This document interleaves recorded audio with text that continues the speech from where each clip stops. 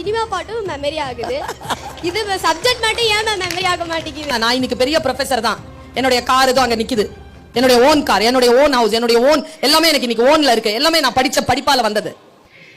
ஆனா ஒரு சினிமா பாட்டு மனப்பாடம் பண்ணி ஒன்னும் சம்பாதிச்சது இல்ல. நான் எந்த பாட்டை மனப்பாடம் பண்றேனோ அந்த படம் எடுத்தவன் தான் அதை சம்பாதிப்பான். அவன் சம்பாதிக்கணுமா நான் சம்பாதிக்கணுமா நான் தான் முடிவு பண்றேன்.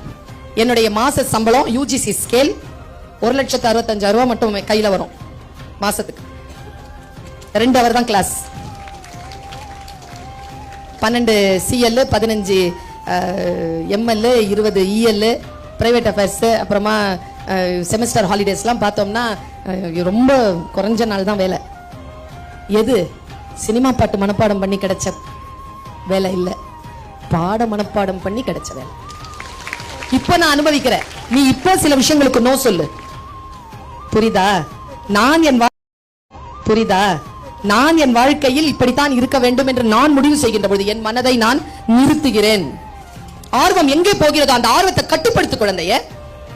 நான் வந்து ரிலாக்ஸ் ஆகி ஒரு சில விஷயங்கள்ல என்ன அப்படியே தண்ணி மாதிரி இதை இந்த பாட்டில் இப்படி கீழே கொட்டிட்டேன்னு வச்சுக்கோங்க, ஃபுல் பாட்டில் அது பாட்டுக்கு ஓடிடும். அப்படி நிறுத்தணும் பாட்டில், மனசு அப்படி நிறுத்தணும். படிக்கும்போது அப்படி நிறுத்தணும். நான் ஒண்ணு சொல்றேன், இந்த உலகத்திலேயே ஒரே ஒருத்தர் தான்ப்பா நம்மளை காப்பாற்ற முடியும், அது நாம மட்டும்தான். நான் சொல்றதெல்லாம் கூட கரைஞ்சு போயிடும். உன்னை நீ தான் காப்பாத்திக்கணும்.